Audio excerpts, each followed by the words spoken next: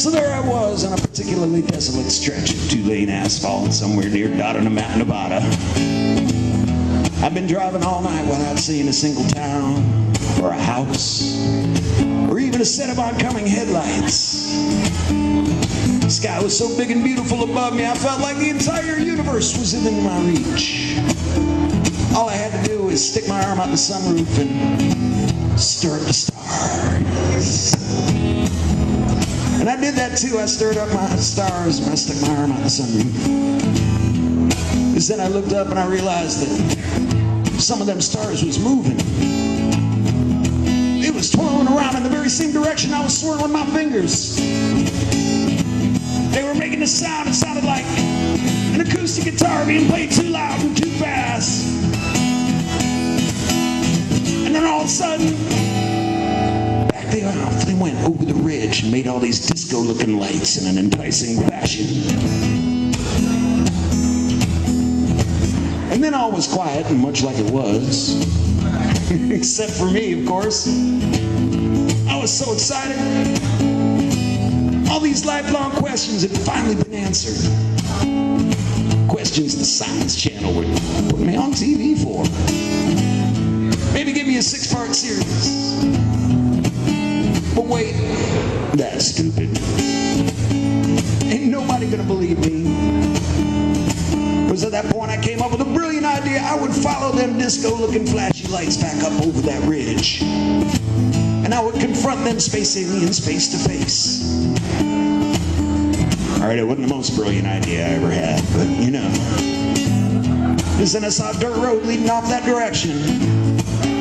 So I dialed up a little Pink Floyd on my iPod and made a left turn into the face of destiny.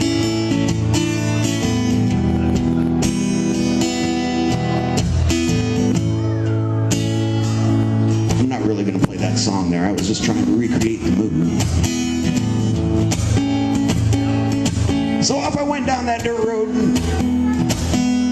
By the time Roger Waters was singing something about lunatics on the grass, I was nearing the top of the ridge and I could see those disco-looking flashy lights enticing me from the other side. Just then, them same swirling lights came up from the other side of the ridge. They spun around the top of my minivan in a mocking fashion, and all of a sudden, back off into the universe from whence they came. And about 5 seconds after that, 4, 3, 2, I came to the top of the ridge and I could finally see, well, where they were anyway. At the bottom of the other side of the hill was a small yellow building. It had some sort of signal tower next to it. As I came down the hill, my mind was awash with possibilities.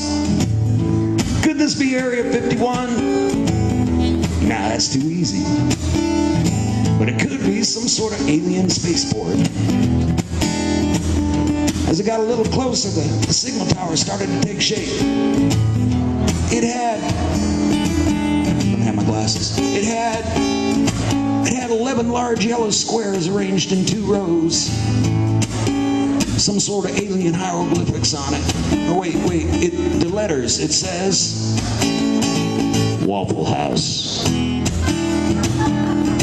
What? You mean to tell me them space aliens came halfway across the galaxy just to get a fiesta omelet in the middle of the night near Dotternamat, Nevada?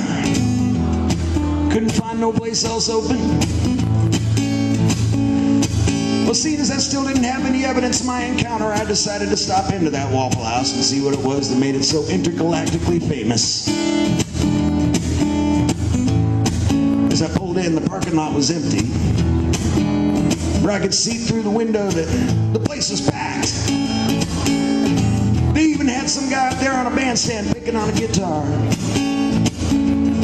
So I hopped out of my minivan and walked inside and made my way through the crowd to that one empty bar stool. By that time I realized there was something very, very, very strange about this place.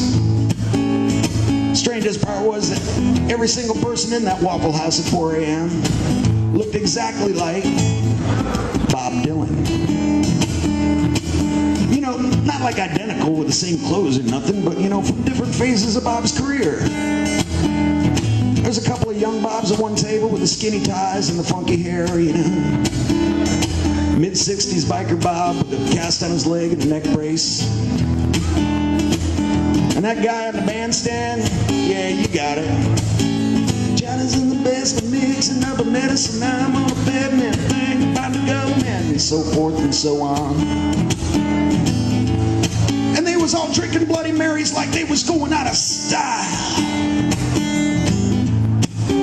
Just then the waitress walked up to me and she said, "Hey there, sugar pie, welcome to Waffle House. What can I get for you?"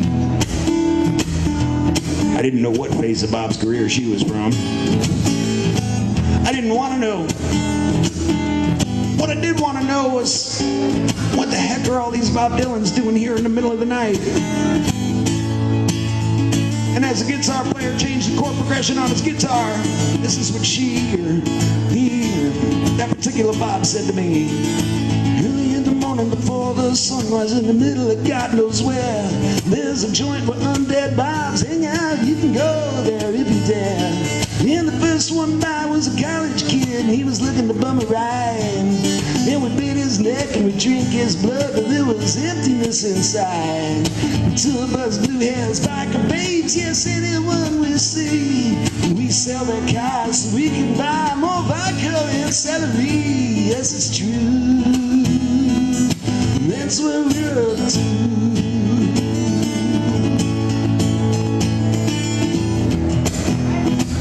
Well, I had my answer. I was in a Waffle House full of alien Bob Dylan vampires. And those weren't Bloody Marys they were drinking, no sir. That was some nice young couple from Irmo off on their honeymoon looking for directions.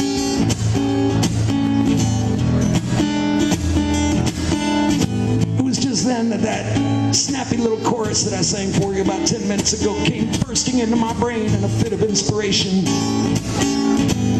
You remember it? It went something like this. I am a stranger in a strange land, watching strange things happen to me. I am an outcast on the outside of the wall around reality. I'm a black sheep waving the white flag, more than willing to dig and dive.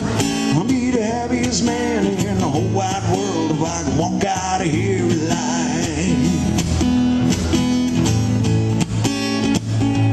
Well, I knew it was going to take more than a snappy little chorus to get myself out of this one. I had to think fast too, because one of the mid-80s religious Bobs was giving me the hairy eyeball. He walked up to me and he said, "Hey, you're not from around here, are you?" I stammered for the right words. And it was at that very moment that I realized I can do the voice. So without another moment's hesitation, I looked Bob dead in the eye and I said, "Why, sure I am, friend. I'm just hanging out here with you guys, waiting for the next dumbass tourist to come by looking for the can." And you know, he seemed to buy that for about 3.2 seconds, which is all the time I needed to pack out the path of least resistance between me and the door. And I hit that hole like Reggie Bush in the contract here. Luckily, there were no big beefy Bobs. So I finally made it out to my trusty minivan. Tore out of that parking lot so fast it ripped the soccer ball sticker clean off the back lift gate. Friends, let me tell you, I didn't stop that minivan until I was on the other side of Idaho. It was at that point I realized I was on my way to California. Oh well, the furthest distance between 2 points, that's my path. And I will never, ever, ever pass up another opportunity to come up with a snappy little chorus like this one.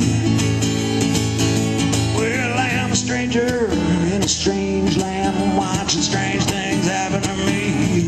I am an outcast on the outside black sheep waving the white flag, more than willing, taking and dying. I'll be the happiest man in the whole wide world if I can walk out of here alive. Sing it, Bob. I'll be the happiest man in the whole wide world if I can walk out of here alive. Thank you very much for listening. My name is Jon Scollon. Come see me around town somewhere.